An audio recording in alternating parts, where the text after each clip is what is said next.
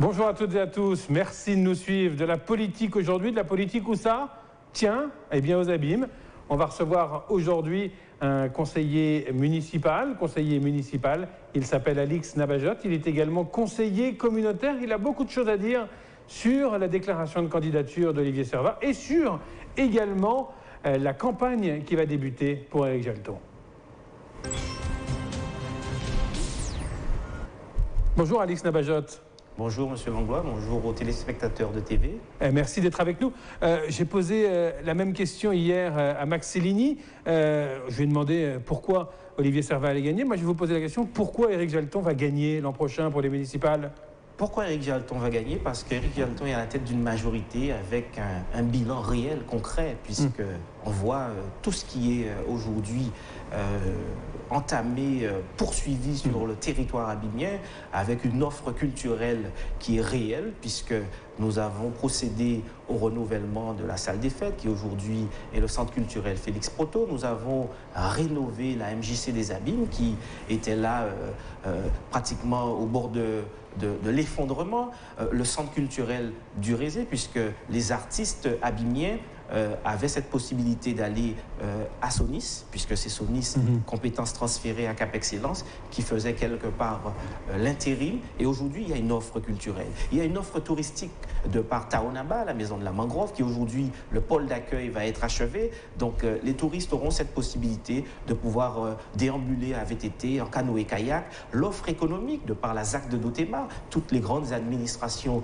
qui viennent aujourd'hui aux Abîmes, on n'a plus l'obligation maintenant de se rendre à Jarry pour un certain nombre de démarches. Et donc, c'est toutes ces actions qui relèvent du mandat, du projet de la liste Abîmes vers l'excellence, qui aujourd'hui sont réalisées à 70 à 80%.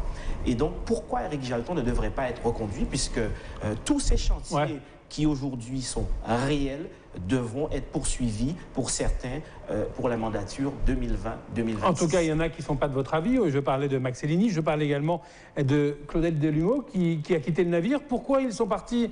Ils ne sont pas convaincus par l'action, le travail mené par l'équipe en place? Moi, ce qui m'étonne, Claudel Delumeau, c'est mon collègue qui avait en charge de la sécurité. Nous avons été élus en mars 2014.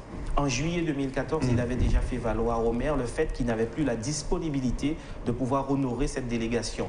J'ai récupéré une partie de la délégation, la prévention des risques, en juillet 2014. Donc quelques mois après notre élection de mars. Il a évoqué des raisons professionnelles. Par la suite, il y a eu un remaniement au niveau de certaines délégations où la totalité de la sécurité lui a été enlevée. Donc aujourd'hui, il évoque hier des problèmes d'indisponibilité professionnelle et subitement, ces disponibilités, il les a retrouvées pour rejoindre Olivier Servat. Qu'on souhaite partir d'une majorité, des jeux de chaises musicales, ça existe en politique. Mais qu'on puisse le faire en prenant ses responsabilités, de dire « Monsieur Jalton, je vous quitte parce que je vais avec Monsieur Servat ». Et on sait très bien... Mais c'est quand même un coup dur pour l'équipe en place, non? Coup dur en quoi? Non, je ne sais pas, je vous pose la question. Coup dur en quoi? Une désaffection. Nul n'est indispensable. Ouais. Les cimetières sont remplis de personnes indispensables. Et je crois que Claudel Delumeau est parti. Demain, on trouvera quelqu'un d'aussi rayonnant, d'aussi talentueux que Claudel Delumeau dans sa fonction d'homme de loi, pour pouvoir le remplacer. Des Abîmiens ne demandent que ça, rejoindre l'équipe d'Éric Jalton pour venir porter leur contribution, parce qu'ils savent que c'est une équipe qui travaille, ils savent qu'il y a un maire qui est là, qui manage et qui gère un bon père de famille. Ouais. Si je vous dis qu'il y a eu une démonstration de force dimanche d'Écos Abîmes et de ses alliés, vous me répondez quoi? Il fallait être là lors du rassemblement de la frappe. Et là, il y avait le double de ce que j'ai vu lors de la désignation, qui, je rappelle, est un non-événement. Qui sait qui ne sait pas aux Abîmes qu'Olivier Servat est l'éternel opposant à Éric Jalton? Opposant sur quoi? Opposant pas sur le fond à travers un projet. Hier soir, je suis resté sur ma faim quand vous avez posé la question à M. Max Cellini. Qu'avez-vous à reprocher à Éric Jalton? Il n'a pas trouvé de réponse. Donnez-moi au moins 1, 2, 3 idées de votre programme. Rien du tout. Donc, je veux bien qu'on puisse reprocher au maire Éric Jalton de ne pas être à sa place, mais pour ça, il faut déjà être présent au conseil municipal pour venir porter la contradiction. Aujourd'hui, qui porte la contradiction au sein de cette municipalité en tant qu'opposant, c'est Jean-Luc Céligny et Lydia Fanon, qui sont régulièrement présents au conseil municipal. Ils ont dénommé leur opposition d'opposition de minorité constructive. Quand c'est bon, eh bien, ils votent. Quand c'est pas bon, ils s'abstiennent. Donc là encore, on peut les respecter, ceux-là.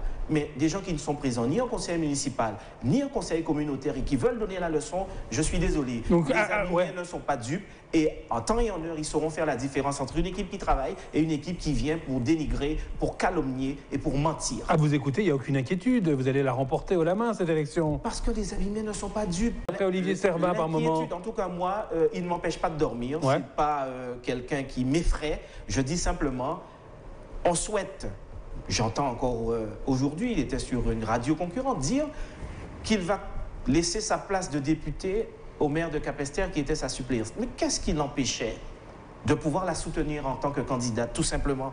Pourquoi aujourd'hui il veut s'accaparer tous les mandats électifs et ne pas aller au terme? Si, de mémoire, je me rends compte de... Je me pose la question, quel mandat, en réalité, auquel il a été élu et qui va à son terme, c'est que son mandat d'élu régional. Il voulait être maire des Abîmes. Il a été conseiller municipal. Qu'il fasse vivre l'opposition en étant conseiller municipal. Il en démissionne pour siéger à la région. Demain, il vient d'être désigné tête de liste des causes Abîmes et ses alliés. S'il est élu maire, il va devoir se démettre de sa fonction de député. Donc, en fait, on a affaire à quelqu'un qui est leader d'une organisation, mais qui à aucun moment ne fait la promotion de ses alliés. Au dehors d'Olivier Servat, quels sont les élus des causes Abîmes? Donc c'est la politique d'un homme, faite pour un homme? C'est ça que vous nous dites? Et ce n'est pas le cas chez Éric Jalton? Non, Éric Jalton est réparti. Ah. Il y a des conseillers généraux, il y a des conseillers régionaux, il y a d'autres fonctions qui peuvent être incarnées par d'autres personnes. Max Céligny est parti parce qu'il n'a pas été soutenu aux dernières cantonales et qu'on a fait le choix de Faber Micheli. J'entends Olivier Servat dire Dominique Théophile, il est parti parce qu'entre-temps, il a été élu sur la liste régionale, il a été élu sénateur, il était en cumul de mandats, il a dû démissionner, il est parti. Donc, toutes ces personnes qui partent, ils partent pour des motifs, à mon sens, qui ne sont pas crédibles. Et vous pensez que les Abimiens ne vont pas s'y retrouver? C'est ça que vous nous dites? Les Abimiens sont éclairés. Parce que les Abimiens sont, oui, les Abimiens sont éclairés. Si jusque-là, Olivier Servat n'en est pas à sa première, il était déjà candidat en 2014 contre Éric Jalton. Pourtant, il réunissait 8000 personnes au bord à Vinla. Il a été battu dès le premier tour des élections municipales. Les gens... Avec quelques 7000 voix, hein, c'est ça? Oui, à peu mais près. Je demande à voir si en 2020, ces 7000 voix seront au rendez-vous. Et je prends le pari avec vous qu'en 2020, nous verrons qu'est-ce qui reste de ces 7000 voix. Puisqu'entre-temps, sur 8 élus que sa liste a obtenus, il y en a 4 qui nous ont rejoints. Puisqu'il parle de ceux qui partent de chez nous, mais il ne parle pas de ceux qui partent de chez eux. Donc il y a de la désaffection des deux côtés. Au final, c'est kiff-kiff. Mais c'est normal, c'est la vie politique. Vous avez des gens qui sont là parce qu'ils ont des ambitions politiques et qui souhaitent... Des ambitions personnelles ou des ambitions politiques? Très souvent des ambitions personnelles. Mais dans votre camp aussi? Écoutez, c'est la vie politique, je vous répète. Moi, je sais respecter la démocratie, je sais respecter la discipline collective. Et je demande à mes collègues d'en faire autant. J'ai été candidat à la candidature pour les législatives face à Rosan Rosuel. Il a été désigné, je me suis rangé, j'ai fait campagne pour lui. Pour autant, ça dérange certains anciens du mouvement abysien qui disent qu'Éric Jalton m'a muselé, qu'aujourd'hui je suis enfermé et que jamais Jalton ne fera de moi telle ou telle chose. Mais ce sont les électeurs et les électrices qui font d'un homme ou d'une femme politique ce qu'elle est. Éric Jalton a bien désigné Rosan Rosuel. Donc vous ne vous sentez pas bridé aujourd'hui? C'est Servat qui a été validé. Vous ne vous sentez pas bridé aujourd'hui par Éric Jalton? Point du tout. Vous êtes libre de parler? La preuve, je ne serai pas ici. Nous travaillons en bonne collaboration, nous nous comprenons et en temps et en heure, les Abimiens comprendront quel est le rapport concret et réel qui existe entre Alix Nabajotte et Éric Jalton. Moi, je dis, je ne vis pas dans le passé. Ceux et celles qui veulent mettre encore au goût du jour cette dualité, cette confrontation qui a existé un temps entre René-Serge Nabajotte et Frédéric Jalton, je suis passé à autre chose. Je ne peux pas entretenir cette rancœur. Et je crois que beaucoup qui aujourd'hui, à un moment donné, ont été aux côtés de René-Serge Nabajotte, ensuite Daniel Marsin, se retrouvent aux côtés de Servat. Mais c'est libre à eux de ne pas aimer Jalton ou de ne pas aimer... Et c'est libre à eux d'aimer Servat. Et c'est libre à eux d'aimer Servat. On est d'accord là-dessus. Mais il vous a promis quelque chose, Éric Jalton? Non, moi je ne crois pas aux promesses politiques. j'estime que j'ai un potentiel, j'ai des capacités. On a besoin de moi à telle ou telle fonction, je répondrai. C'est vous qui lui succéderez? Oh, ça peut faire partie du deal? Ça peut faire partie du choix de la frappe, puisque c'est quand même une organisation politique. S'il y a une volonté que je succède à Éric Jalton, si je m'en sens prêt et j'estime avoir les capacités à le faire, je répondrai oui. Mais je ne peux pas d'ores et déjà anticiper en allant clamer sur les toits que c'est moi qui succéderai à Éric Jalton. J'estime en avoir les capacités à ce jour. Ça fera partie d'une large concertation avec les collègues élus, avec les militants de la frappe, et ensemble nous déciderons de quel est aujourd'hui le meilleur profil pour succéder à Éric Jalton. Ça se passe comme ça à la frappe. Cette campagne, elle est partie assez fort sur les réseaux sociaux, notamment sur WhatsApp. J'ai posé la même question hier à Max Cellini.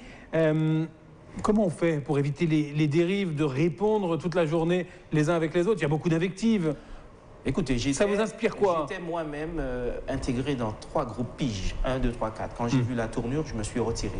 J'estime que la contradiction, elle doit être portée partout où c'est possible, où c'est nécessaire. Les réseaux sociaux, oui, c'est un phénomène nouveau. WhatsApp, Facebook, Twitter, bref. Mais et ça peut déraper rapidement, quand même. Ça dérape tout le temps. Ça dérape tout le temps, puisque des gens qui se cachent derrière des pseudos, qui invectivent, qui attaquent. Des deux côtés, d'ailleurs. Moi, je préfère le terrain politique, physique. La rue? La rue, le face-à-face.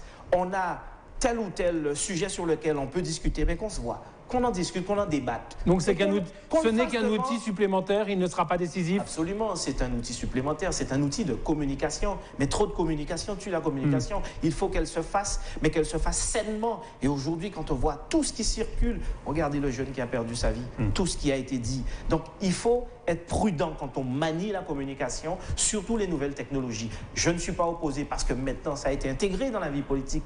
Tous les hommes politiques nationaux utilisent les réseaux sociaux, mais il faut que ça soit utilisé à bon escient.